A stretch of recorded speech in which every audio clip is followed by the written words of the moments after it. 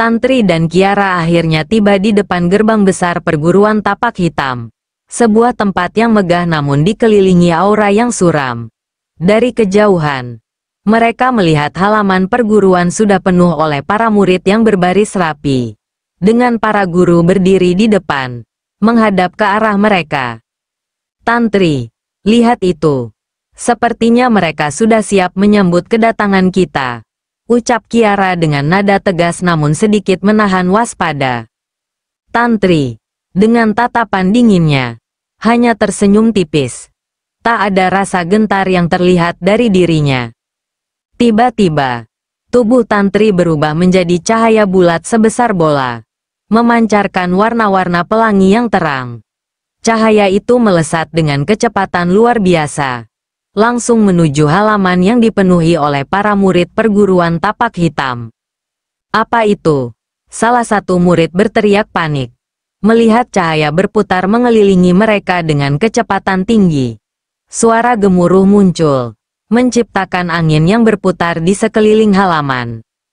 Tubuh Tantri yang kini berupa cahaya terus berputar, menciptakan tekanan luar biasa yang membuat para murid terhuyung. Cahaya itu lalu berhenti di tengah halaman, menggantung di udara seperti matahari kecil yang menyilaukan. Sebenarnya aku malas berurusan dengan kalian. Suara Tantri menggema dari dalam cahaya itu, mengisi seluruh sudut perguruan dengan gema yang tegas dan penuh wibawa. Tujuanku ke sini bukan untuk menciptakan kekacauan. Aku datang untuk mewakili para pedagang di pasar, menuntut keadilan atas apa yang telah kalian lakukan terhadap mereka. Jika kalian tidak segera mengubah sikap, maka aku terpaksa akan bertindak. Suara Tantri menggema kuat, membuat suasana menjadi semakin mencekam. Para murid saling berpandangan, bingung dan cemas. Sementara para guru di barisan depan tetap berdiri tegak, meski jelas terlihat mereka juga mulai gelisah. Salah satu guru, seorang pria tua dengan janggut putih yang lebat, melangkah maju. Ia mengangkat tangannya untuk menenangkan murid-muridnya. Wahai kau yang bercahaya, kami tidak mengerti apa yang kau maksud. Perguruan kami tidak pernah melakukan apapun yang melanggar keadilan. Kami tidak tahu keadilan apa yang kau tuntut, dan sikap apa yang harus kami ubah. Turunlah, mari kita bicarakan ini dengan baik-baik. Para guru besar yang lain saling bertatap penuh kebingungan. Namun di antara mereka, seorang pria dengan wajah keras dan sorot mata tajam tampak menggertakkan giginya. Ia bergumam pelan, nyaris tak terdengar oleh yang lain. Ini pasti ulah Suparman. Adik celaka itu selalu membuat masalah. Guru yang lain, yang berdiri di sebelahnya, meliriknya tajam. Apa maksudmu? Ki Warso, Suparman, apakah dia terlibat dalam sesuatu yang tidak kita ketahui? Bisiknya dengan nada penuh kecurigaan. Ki Warso tidak menjawab. Ia hanya mendesah berat, merasa bahwa masalah besar ini telah menyeret nama perguruan tapak hitam tanpa alasan yang jelas. Cahaya Tantri masih menggantung di udara, namun kini ia mulai bergerak perlahan menurun, menunjukkan wujud aslinya. Sosok Tantri berdiri di tengah halaman. Matanya memandang tajam ke arah barisan para guru. Aku tidak tertarik pada penjelasan kosong, ujar Tantri dingin. Jika kalian memang tidak tahu apa yang terjadi, maka sebaiknya kalian mulai mencari tahu. Aku tidak akan memberi banyak waktu. Jika ketidakadilan ini terus berlanjut, aku akan memastikan tidak ada satupun dari kalian yang bisa mengelak dari hukuman. Ucapan Tantri menancap seperti tombak di hati para guru dan murid yang mendengarnya. Para murid mulai bergeser mundur, takut melihat aura luar biasa yang dipancarkan oleh Tantri.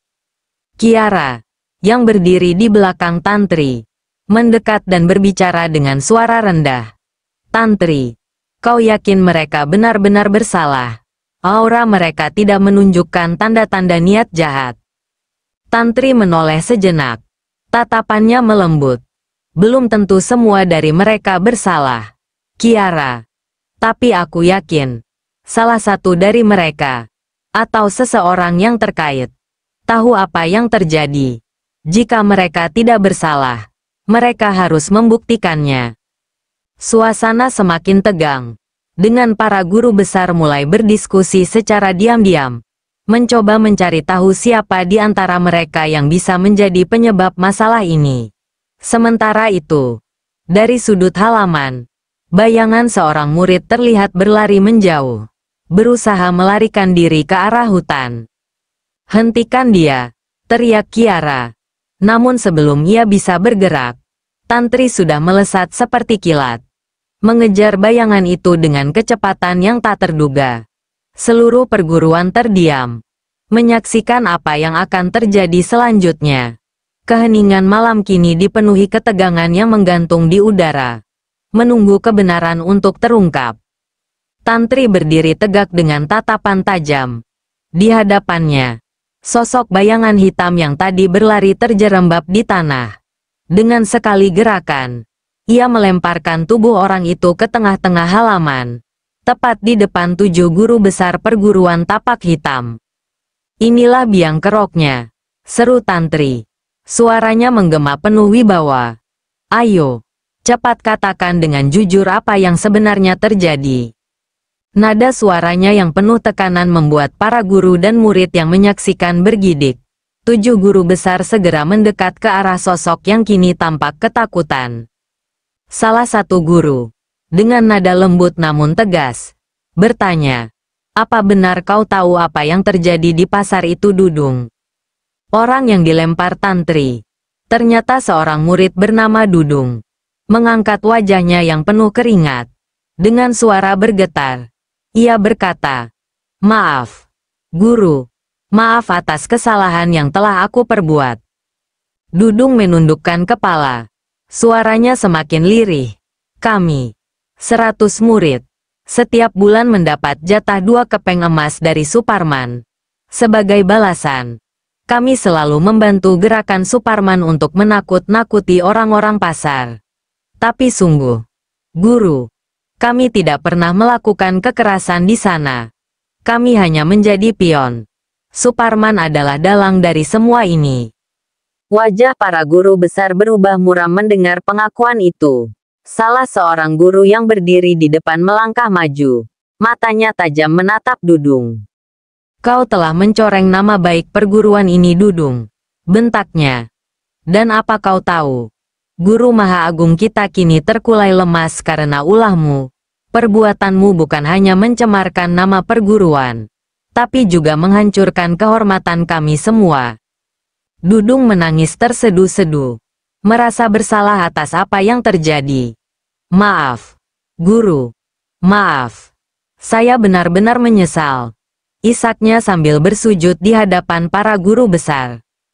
Salah satu guru, yang tampak paling tenang di antara mereka, bertanya lagi, "Lalu, di mana yang lain? Kemana para murid yang terlibat ini sekarang?" Dengan wajah tertunduk, Dudung menjawab, "Mereka mungkin sekarang berkumpul di rumah Suparman, Guru."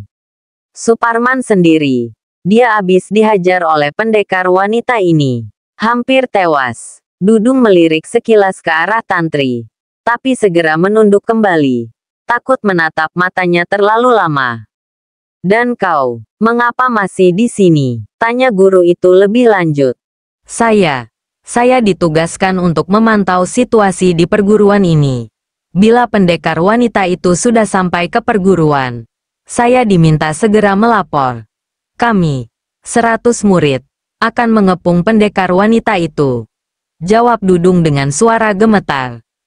Mendengar jawaban itu, guru tersebut tersenyum dingin. "Hahaha. 100 orang. Kau benar-benar berpikir 100 murid perguruan tapak hitam mampu menghadapi wanita ini? Bahkan Guru Maha Agung kita pun terluka parah di tangannya." Dudung memberanikan diri melirik ke arah Tantri.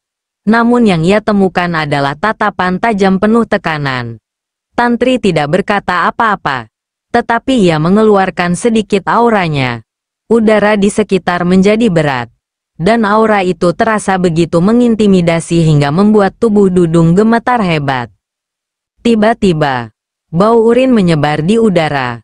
"Dudung, yang sudah tak mampu mengendalikan dirinya. Basah kuyup karena ketakutan. Tubuhnya bergetar. Wajahnya pucat pasi. Salah satu guru melangkah mendekat. Menggelengkan kepala dengan nada mencemooh. Dan apakah kau tahu?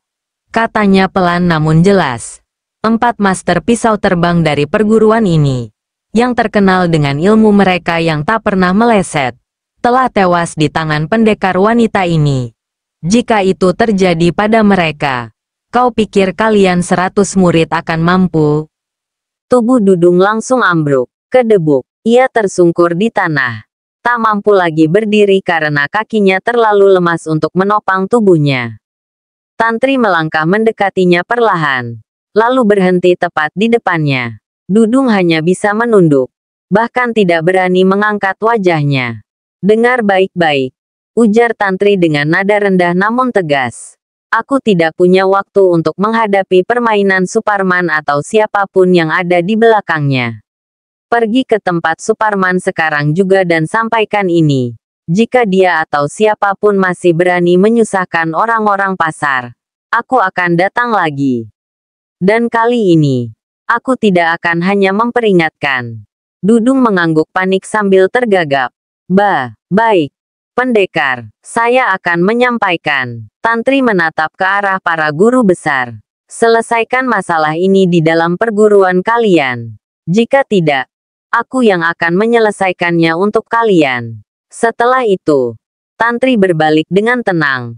Auranya perlahan mereda. Semua yang berada di sana hanya bisa terdiam, mengagumi kekuatan dan wibawa wanita yang baru saja menggemparkan perguruan tapak hitam. Tantri yang awalnya bersiap melesat meninggalkan perguruan tapak hitam tiba-tiba dikejutkan oleh seorang murid yang berlari tergesa-gesa ke arah 7 guru di halaman. Wajah murid itu pucat, dan suaranya gemetar saat ia berkata, "Guru-guru, pedang di ruangan utama tiba-tiba bergetar hebat." Kata-kata itu membuat suasana berubah tegang. Kiara, yang berdiri di samping Tantri, merasakan hal yang sama. Pedang harimau biru di punggungnya mulai bergetar hebat, seperti merespon sesuatu yang tak terlihat. Apa yang terjadi?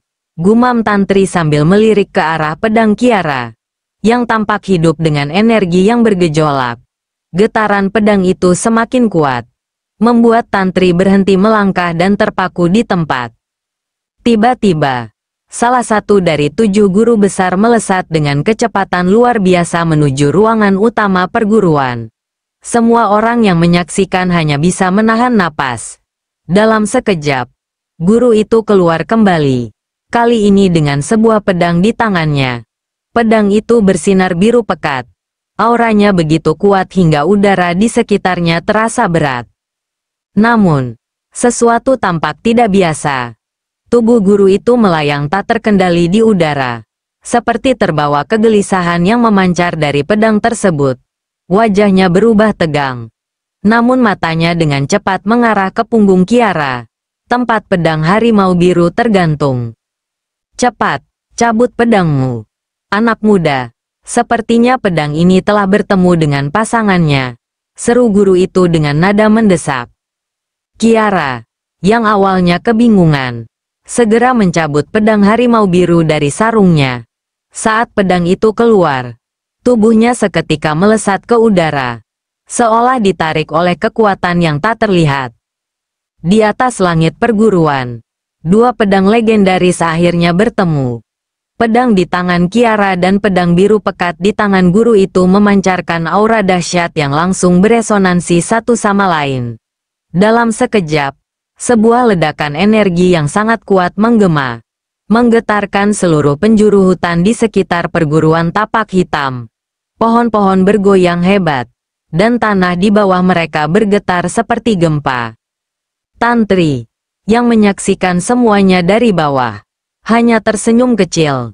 "Jadi, inikah yang menuntunku hingga sampai ke perguruan ini?" Gumamnya pelan, menyadari bahwa ada takdir besar yang tengah dimainkan. Ia mendongak, menatap ke atas dengan kagum. Di udara, 2 pedang itu memancarkan wujud astral yang tak biasa. Dari pancaran auranya, terlihat bayangan dua harimau. Seekor harimau betina dan seekor harimau jantan. Kedua harimau itu melesat, meliuk-liuk di udara dengan gerakan yang elegan, seolah menari dalam kegembiraan. Aura kebahagiaan menyelimuti wujud astral mereka, menunjukkan bahwa kedua pedang itu telah menemukan pasangan sejatinya setelah sekian lama terpisah. Setelah beberapa saat, ledakan energi itu mereda. Kiara dan guru besar itu melesat turun dengan perlahan, membawa pedang mereka yang kini tampak lebih terang dan penuh kehidupan. Keduanya berdiri tegak di hadapan Tantri, sementara harimau astral di udara perlahan memudar, kembali menyatu dengan pedang masing-masing. Guru itu, yang kini terlihat lebih tenang, menatap Tantri dengan penuh hormat. Pendekar Tantri, kedatanganmu memang ditakdirkan. Dua pedang legendaris ini telah lama mencari jalan untuk bersatu. Kehadiranmu, bersama Kiara, telah menjadi kunci dari pertemuan ini. Kiara, yang masih terengah-engah akibat pertemuan energi dahsyat itu, memandang pedangnya dengan takjub. Ia bisa merasakan pedang harimau biru kini jauh lebih kuat dan seolah memiliki nyawa sendiri. Apa artinya ini, Guru? Tanyanya pelan. Guru itu menghela napas panjang sebelum menjawab. Ini adalah awal dari sesuatu yang besar. Dua pedang ini adalah peninggalan leluhur yang tidak hanya membawa kekuatan, tetapi juga takdir besar. Perjalanan kalian baru saja dimulai. Tantri menatap ke langit yang mulai tenang. Pikirannya penuh dengan pertanyaan.